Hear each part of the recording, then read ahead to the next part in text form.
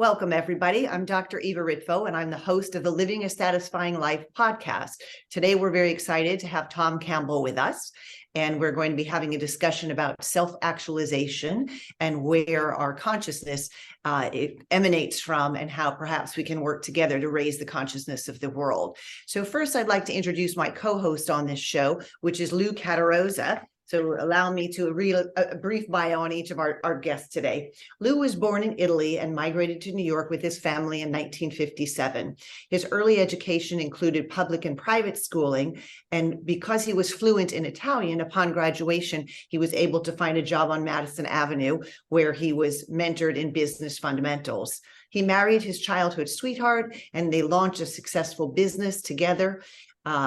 He attended the EST workshop, which had a profound impact on his outlook and changed the way he experienced life in relationships as well as business.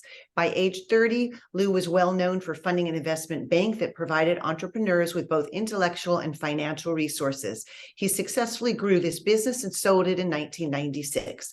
He then went on to form an internet media company that pioneered the production of virtual conferences in multiple different industries.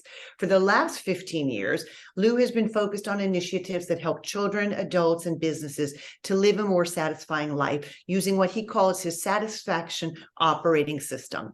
He draws from his life experiences, scientific insights, and newfound spiritual awakening, and he now calls himself LC or Lou Claus. Our guest today, we're very excited to have Thomas Campbell.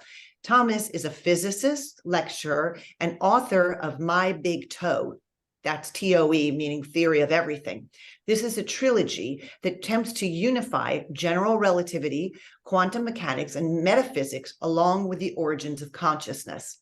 Campbell has a long career as a scientist and a physicist. He received a BS, MS, and PhD in physics, and his work specialized in experimental nuclear physics. He worked for 30 years as a systems analyst for the U.S. Army, Technical Intelligence, as well as the Department of Defense and NASA.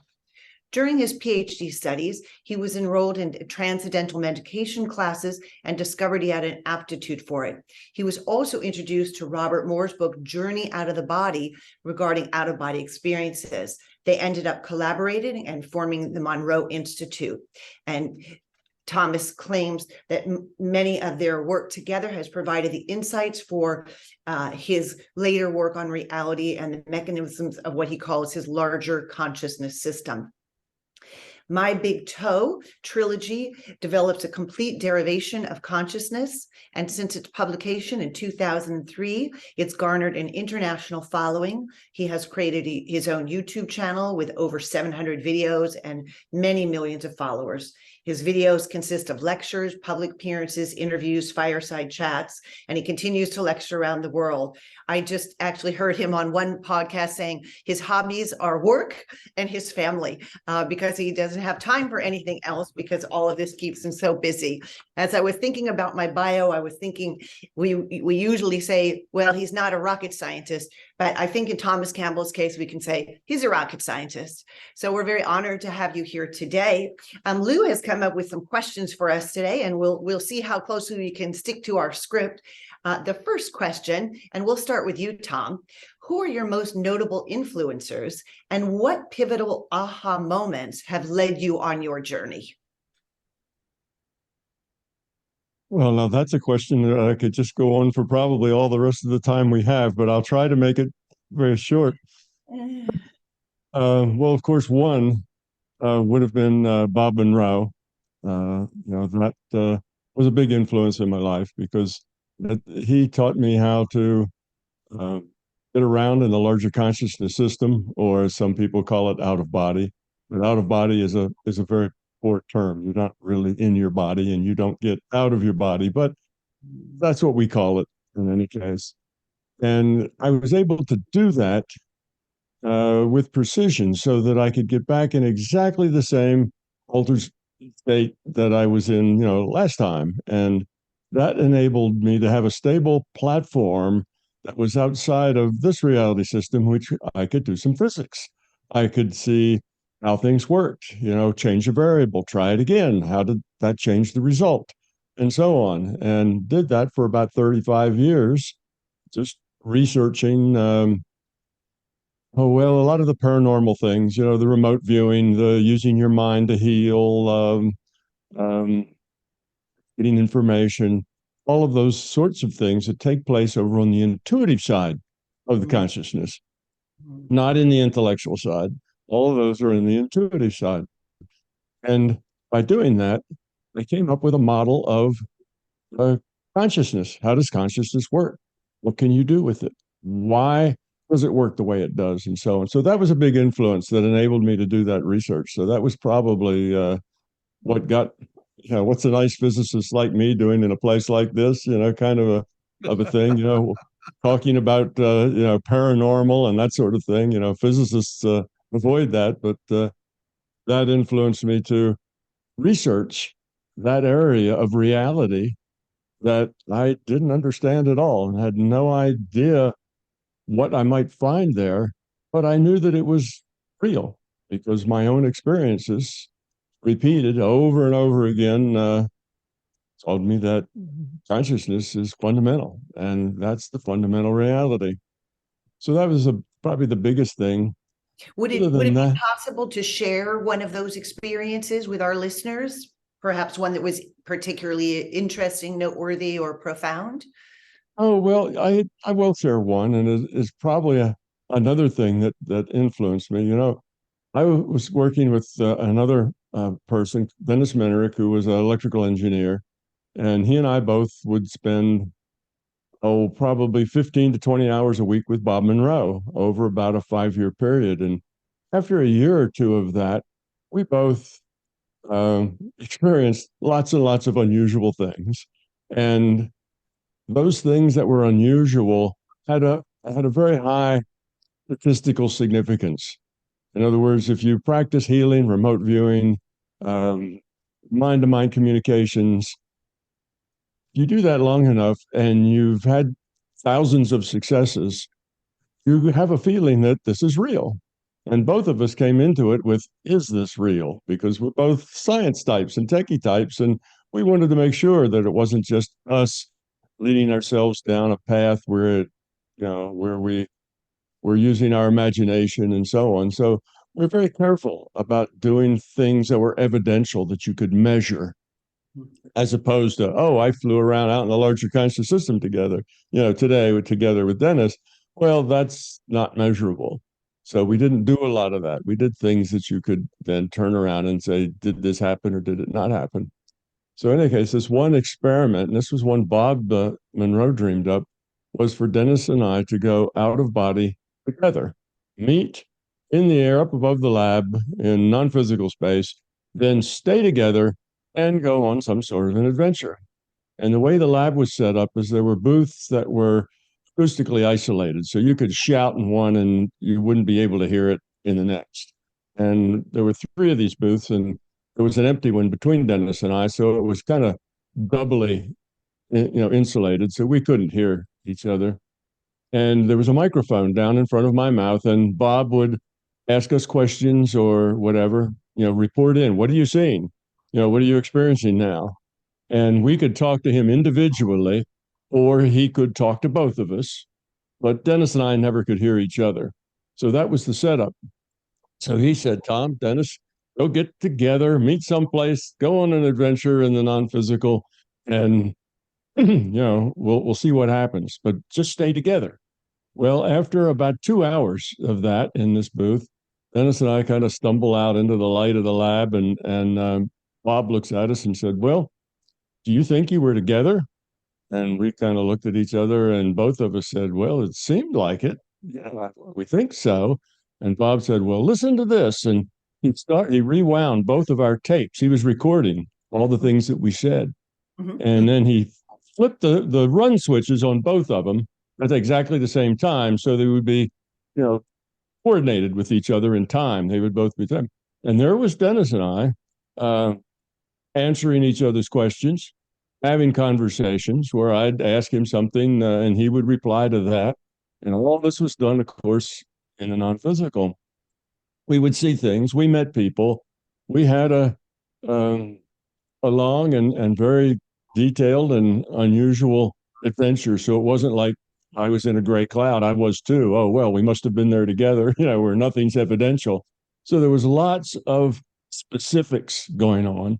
And it was just as clear as day. There was Dennis answering my questions, me pointing out things to Dennis, who would say, "Oh, yeah, I see that thing. It's the thing with the da da da da." And I say, "Yes, that's right." And over to the left, do you see that? And he says, "Do you mean that tall tower?" And I say, "Yes, that's what I mean." So it was that kind of a back and forth conversation. And though I had been going out to the lab with Dennis for probably, I don't know, at least a year, maybe even two before then. And I knew intellectually that the things that we were doing were real. That wasn't a question intellectually, but getting it intellectually and getting it at a deeper level are two different things entirely. And as I listened to that 2 hour long conversation and interaction between Dennis and I, that hit me very, very hard in the sense that for about 2 weeks, I was kind of out of it thinking, my God, this is real. This is really real. Oh my So goodness. it sunk down into a level at that point that wasn't intellectual, but much deeper than intellectual. And from then on, I no longer asked the question, is this real? I wasn't constantly trying to collect data to verify to myself that it was real, because I'm a physicist. I don't want to be convinced of something if it isn't real. So that was, at that point, was a big fork in the road, because I didn't say, is this real anymore? I knew at a very deep level that I and my experiences were real experiences, and the things that were there were real things. Now I had the problem of, how does this make sense? Where? What's going on?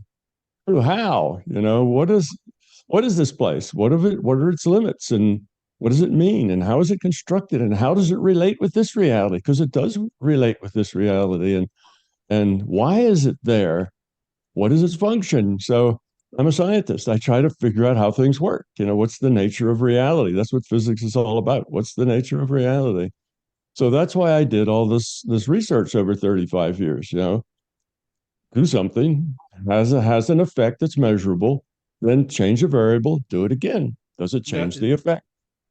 That is such a profound moment. It must have been in your life to have something like that occur. I mean, it was very profound.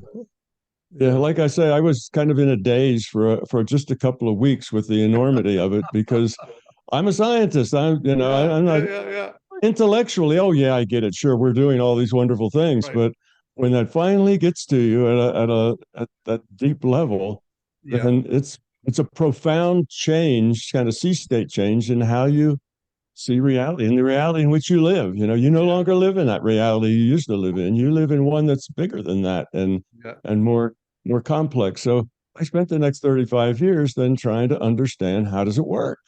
What are the rules? Because it wasn't just a random place. Things could be repeated. If it's not random, then it has rules. It has structure. It has purpose. So it isn't random. So what is that structure?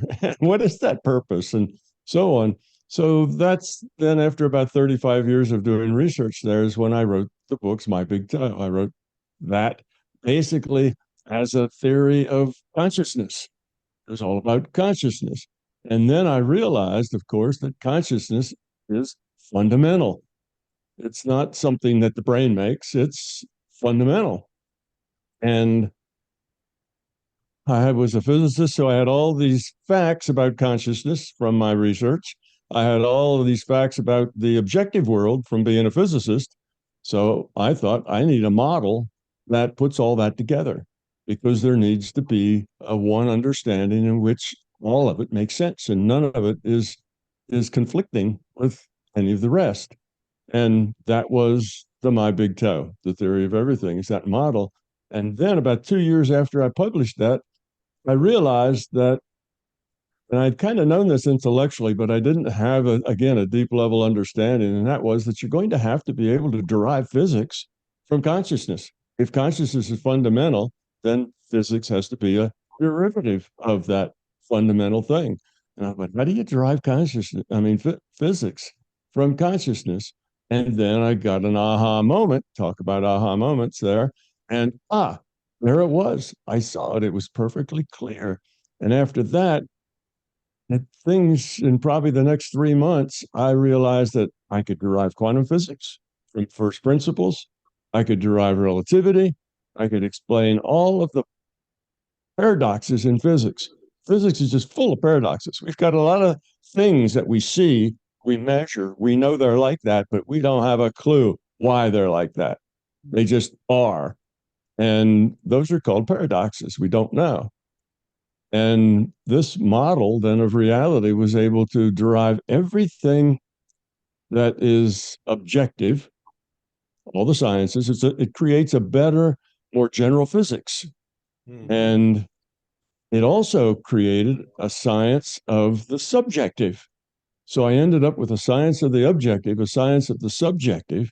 Now, the science of the subjective tells you all it makes subjective interactions in life and experiences understandable. So you know why you are the way you are subjectively. You know, why you feel that way, why you're struggling in your life and not happy. So the subjective science kind of lays out, which is what you guys talk about, because you talk about being happy and fulfilled and life is good kind of a thing. We love what you say. We love to come to that through the angle that you describe, right? With decreasing entropy and needing to be in the space of love, the opposite of space of fear. That's why Lou and I are attracted to your work. We've come to the same conclusion, but quite humbly, not exactly from the same intellectual pursuit. But it really does resonate nicely with our beliefs. Yeah, well, good. I've noticed that my work and the things that I say and the conclusions I come up with, they've been around a long time.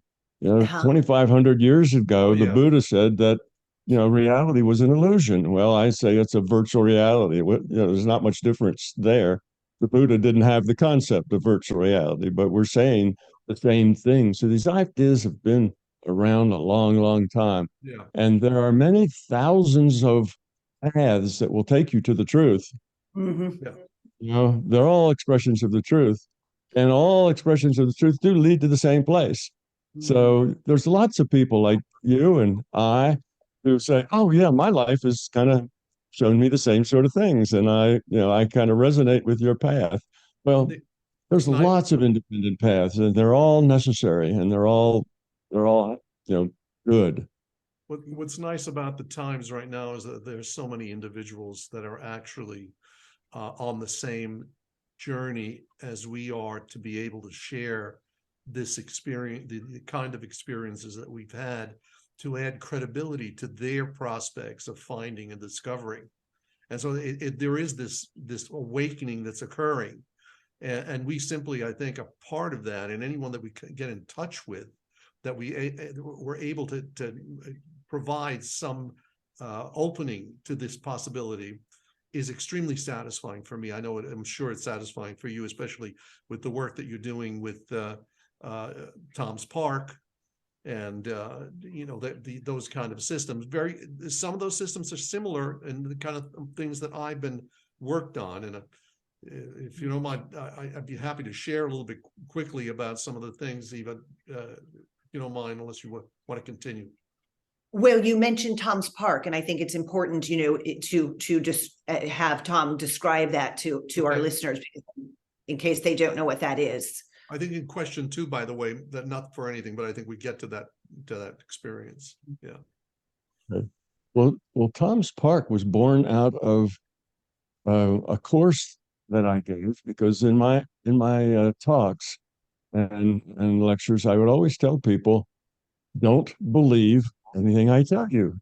Don't believe it, because believing it or disbelieving it, neither one of them is going to take you anywhere important. You have to live it.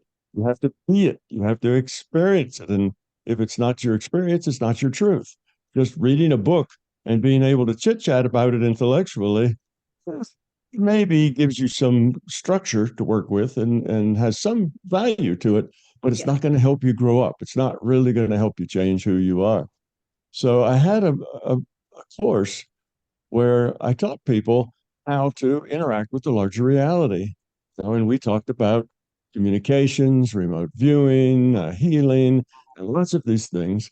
And I had a group of people who lived out of their intellects mostly, very intellectual. They lived out of their heads.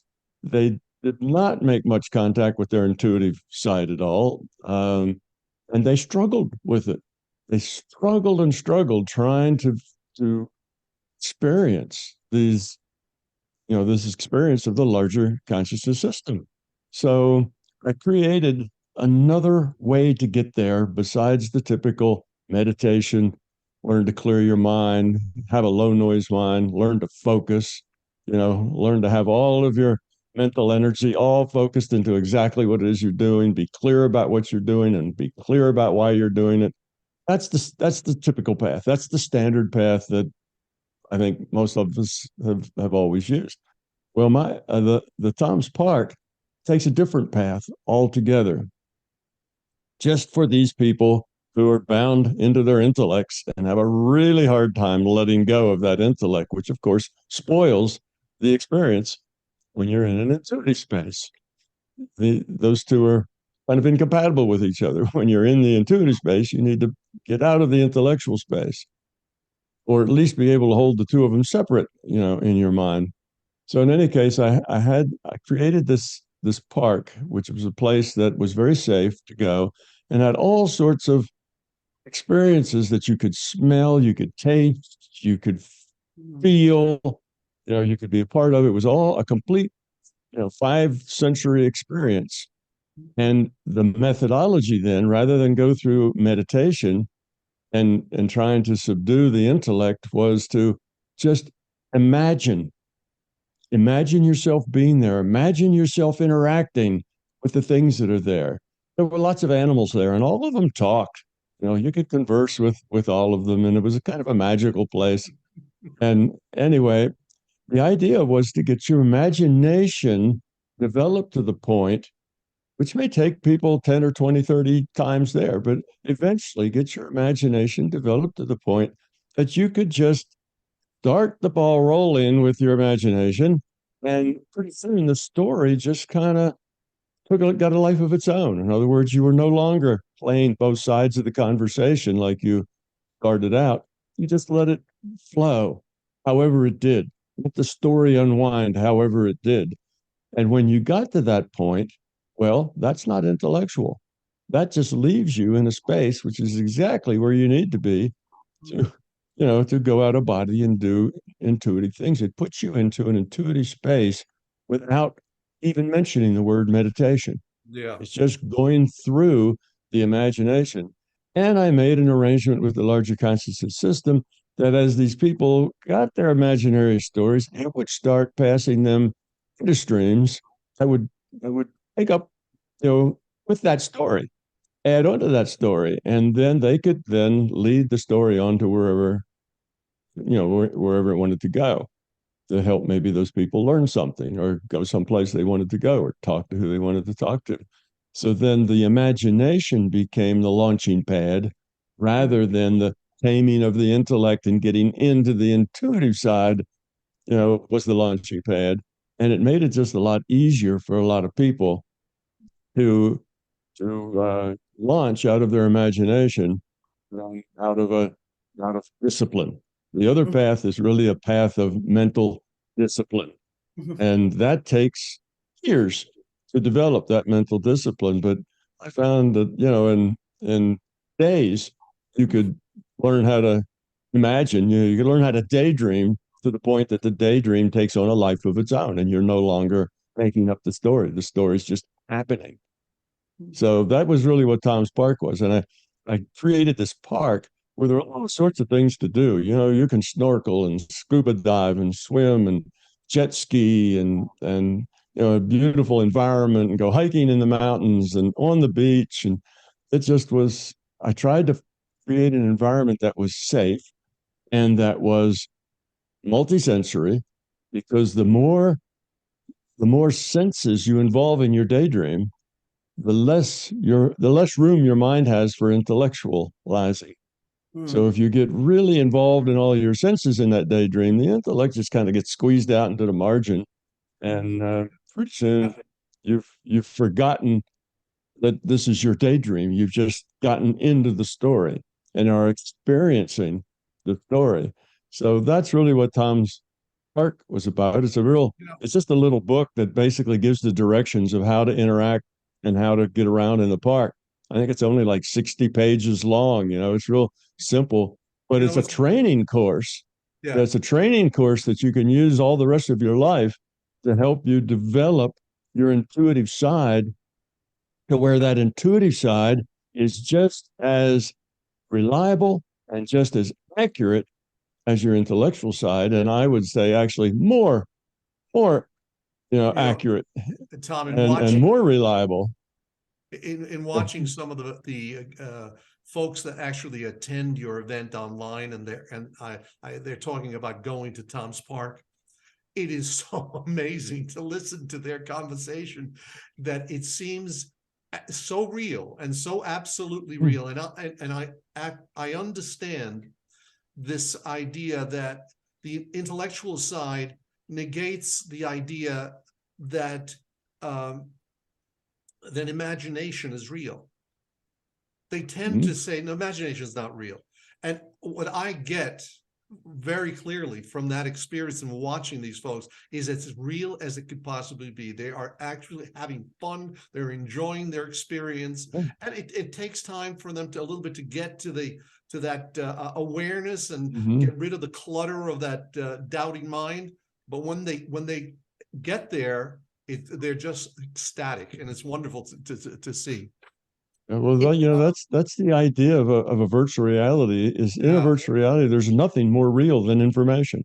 Information is as real as it gets, and your daydreams, your night dreams, and your awake in what we call the physical universe, they're all equally real. They're just different. They have different rules, different things you can do there. But they're all experiences.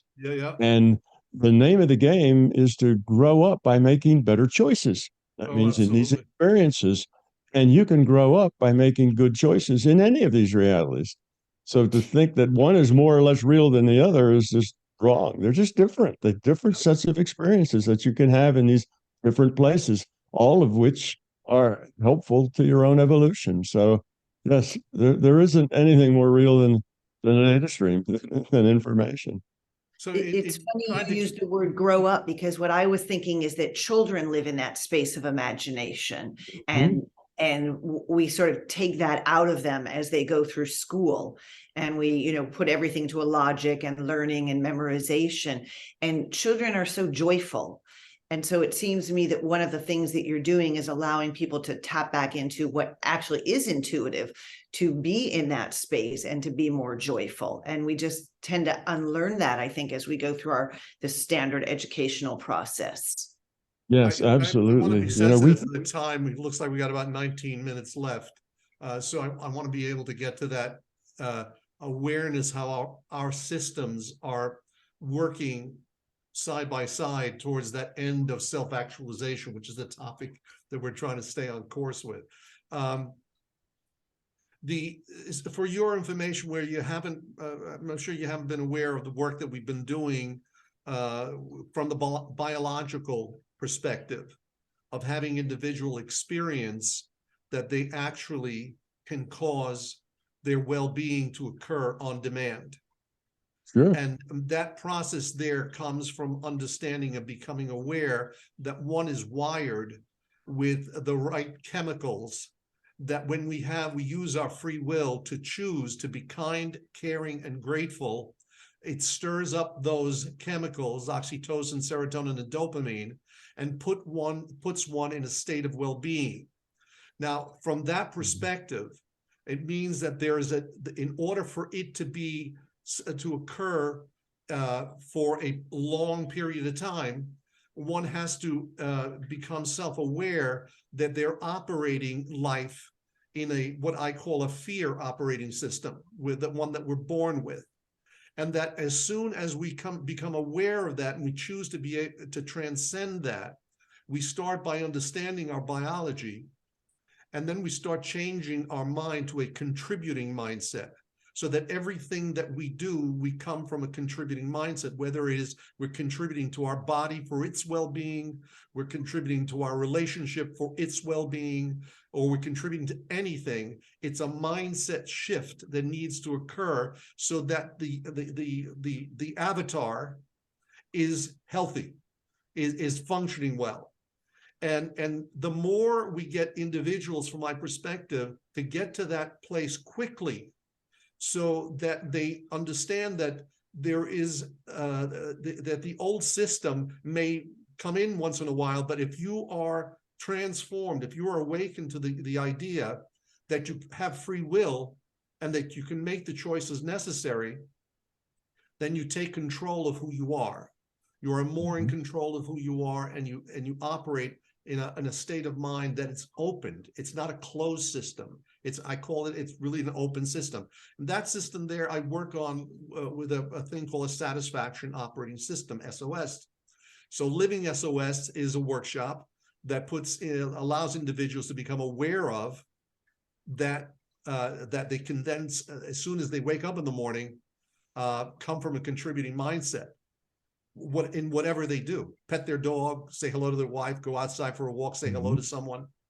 It shifts the consciousness in a way that all of a sudden a neighborhood changes, you change, the neighborhood changes. I say that on a personal experience because that's what's happened in my own neighborhood.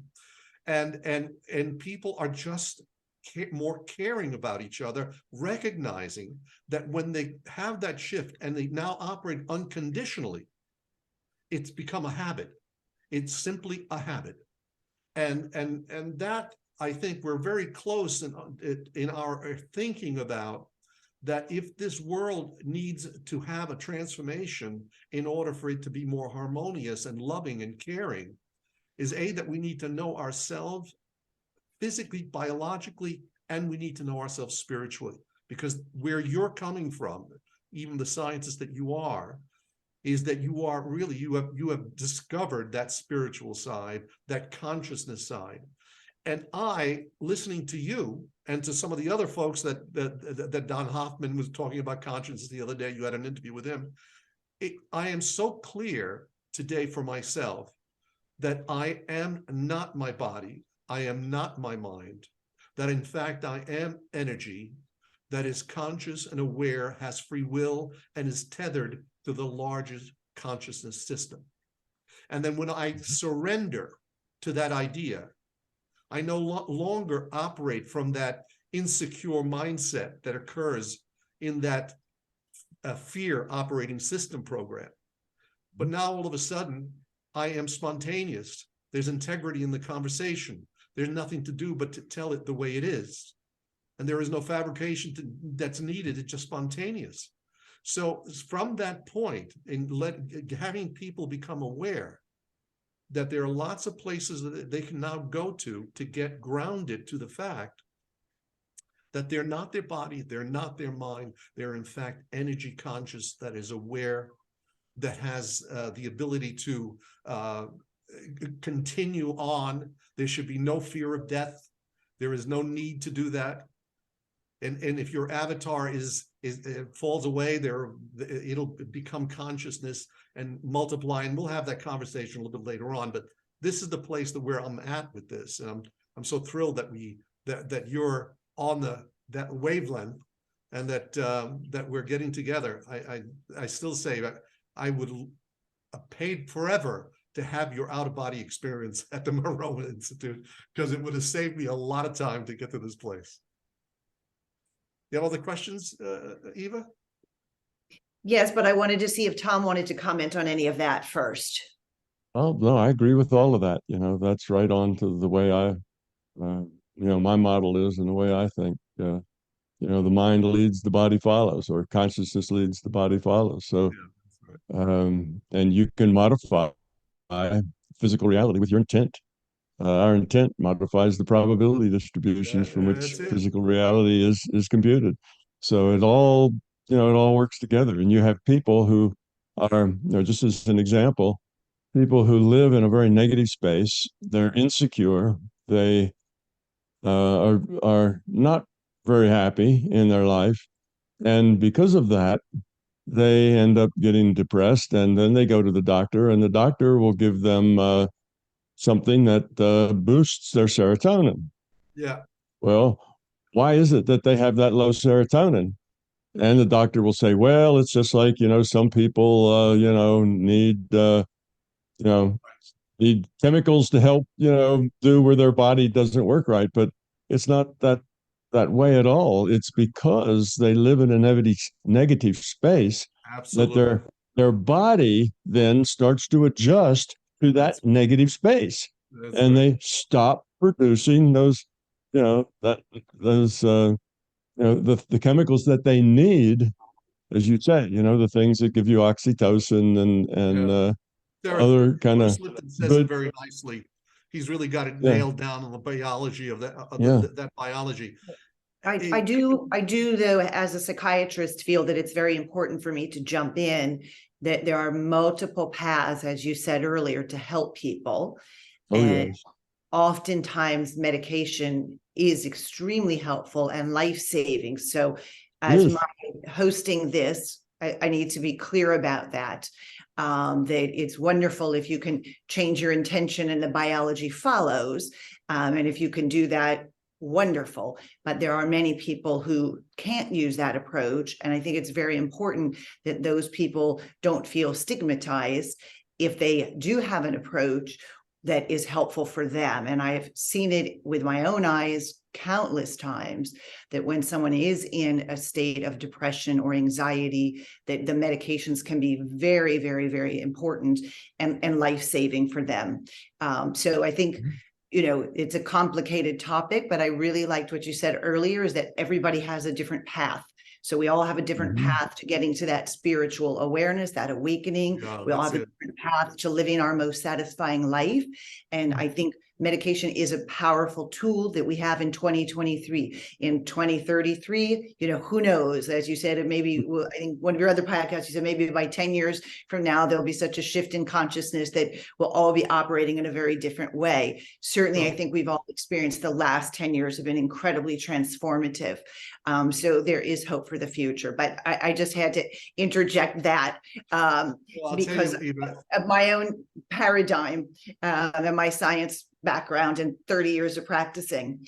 So let's see if we can just get to our last question here before we run out of time, which is, how can all of our viewers participate in helping themselves and others wake up to this knowing that both of you have so clearly defined? Tom, you already mentioned one pathway through the Tom's Park, and to being able to use the intuitive side of the mind. I think Lou's paradigm is through science, biology, belief, and understanding that we can cause our own satisfaction by shifting from a fear-based operating system to a love-based operating system. I liked the way you described that, Tom, as a decrease in entropy. And maybe you'd like to take a moment about explaining that concept to our listeners. Okay. Well, gee, I have a whole lot of things to respond to there. And Great. I'll start out, You Eva, got saying, 9 minutes, Tom. no, I won't disappear at 3 o'clock. I can go on and on if No, you, unless, you and I are going to jumping go off. on and on. Don't worry. oh, I see. Well, it's only 3. You not, Eva, you don't have an appointment till 4, right? Yeah, I have 9 minutes. It's 3:51 right now. Okay. We're So Eastern time. Yeah. let me respond to that quickly then. I agree with you, Eva. I think the medicines and the drugs can be extremely helpful, because what they do is they help people. When you get depressed and when you kind of wallow around in self-pity and negativity, it's hard to climb out of that hole. It's very Very difficult. And what the medicines do is it gives you a break. It helps you get out of that hole. All right, you're not doing it yourself. The medicine is, but it puts you in a space where you can outgrow it. Whereas if you stay in that negative space, you're lost. You're just correct. stuck at the bottom of that hole. So yes, the medicines can be very, very valuable for people to grow. Great. So I wanted to kind of push that point. It's true. We don't throw away medicine just because we can use our minds, because we're not that grown up yet. Yes. You know, like people will ask me, he says, well, if you can heal yourself, then just don't go to the doctors. And I tell them, no, that's not a good idea. Because let's say that you decide that you've got this lump here and you're hoping it's benign, but you really don't know, but you're not going to go to a doctor to find out because, you're going to heal it on your own. Well, that's probably not a good idea because there's going to be a part of your mind that's going to say, I probably should go to the doctor. If I just do this and I'm wrong and I end up and that's cancerous and I die from it, I wish I had gone to a doctor and had it treated earlier. That part of your mind is going to start worrying and it's going to be looking at the negative outcomes. And that puts energy into that negative outcome happening. So not going to the doctor can also make the problem worse. So what you need to do is just use your intent. Try to move yourself into a positive space where that's benign and not cancerous. But after you've done that for, say, a couple of weeks, well, if you haven't made a difference in a couple of weeks, you probably won't make a difference in a couple of months. So you do that for a couple of weeks and then you go to the doc. And now the probability that that biopsy comes out benign is much higher. Well, good for you. But if you don't go to the doc, you'll probably make it a lot worse because that's just the nature of us. We are full of fear, and that fear tends to create problems for ourselves. So, yes, we don't throw away medicine just because we can heal ourselves. We're not perfect people yet. We've got lots of negativity that we generate. I So think let me also, jump. if I just may say something, that cancer unfortunately multiplies very, very quickly. So again, for our listeners out there, if you have a concern, it is good to go to the doctor as soon as possible because then that optimizes the chances of success. So if you have any concern or issue, in my strong opinion, it's good to go to a doctor right away and get it checked out, because then, as you say, you'll have the reassurance. If it is nothing, then that will decrease your worry, and then that increases the probability that everything will go well. If you live in that gray zone, unfortunately, cancer can multiply quite rapidly, and it can move from localized to spread, and then becomes quite dramatically harder to treat. So I think 2023, my belief is we should use the tools that we have. And since modern Western medicine is our most evolved tool, we should access that. At the same time, people should be studying other techniques. But until we feel that they're on a playing field, we want to make sure to live your most satisfying life. You're tapping into the tools that we have, which is, examination, scans, biopsies, etc., and conventional treatment. In the meantime, believe me, we'd be thrilled if the other area grows and expands and we can have other accesses to treat some of these diseases. I know in one of your tapes you said humanity is like at the daycare level now. So I would say that in terms of healing our bodies with our mind, we're definitely, not very sophisticated yet. And if some people have tapped into it like yourself, fantastic, and please stay well and keep studying.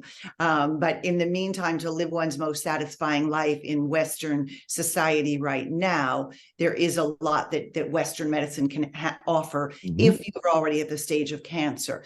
My belief, and Lou's belief, I think, is that prevention, and I'm sure this is your belief too, prevention is the most important thing. Most of us are fortunate enough to be born well and healthy, and there's definitely many things that we know to continue that state, including a positive intention that I am healthy, I will go to the gym, I will choose foods that nourish my body, I will get sleep tonight. And I think that's a very important pathway.